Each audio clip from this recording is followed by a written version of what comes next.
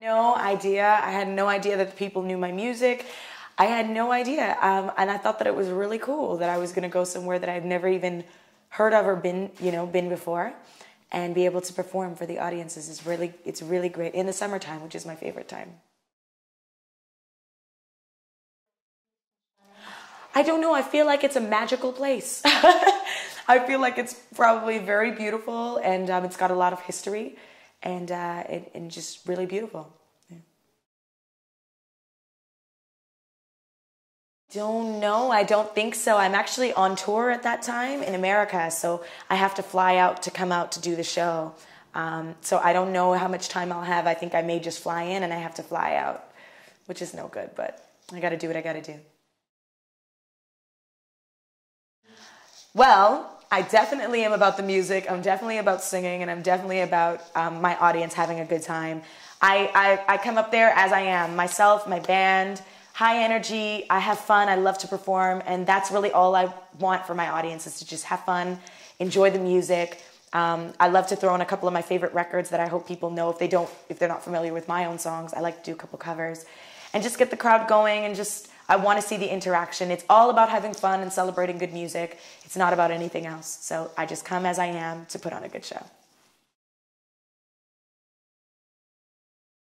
I know. It's very, very, very cool. I think that's the beautiful thing. I don't, I love that I can headline, and then I love to be able to support artists that I respect so much. It's not, it's a good balance for me.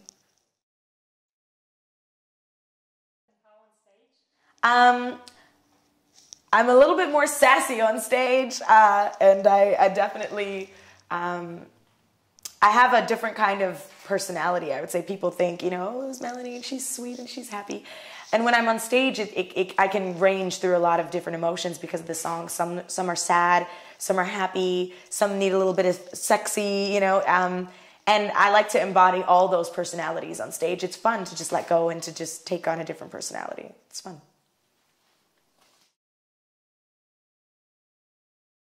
Sometimes I forget, I really do. I forget what country, I forget what city, but I never say it wrong on the stage, and that's what's important. It is, sometimes I wake up and I don't remember what day it was yesterday and where I was, I can't remember. But I really do try to enjoy every city and every country and what they have to offer. But yeah, I do. I always used to hear stories of artists forgetting where they were, and I understand why now.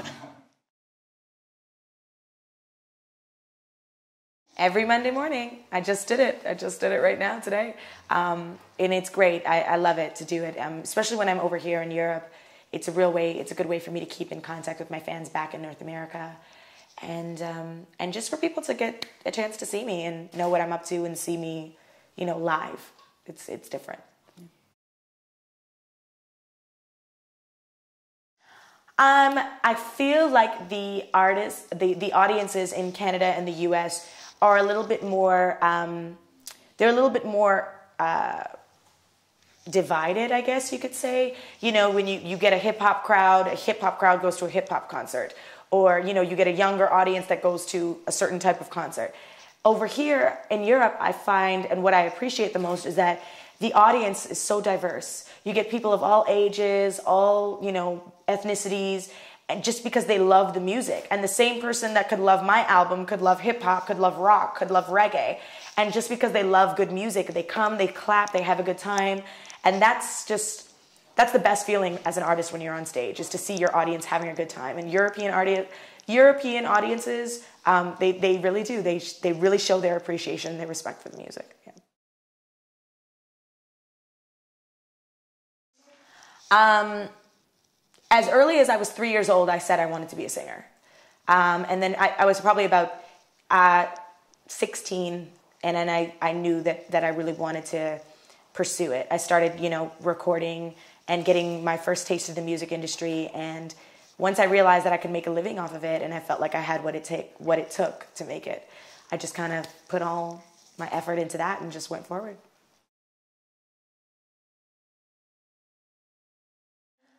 When I was a little girl, I loved Whitney Houston's voice.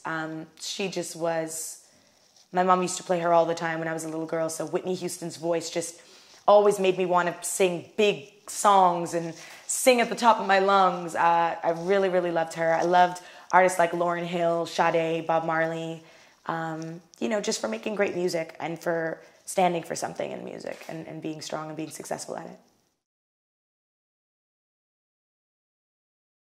Oh yeah, for sure.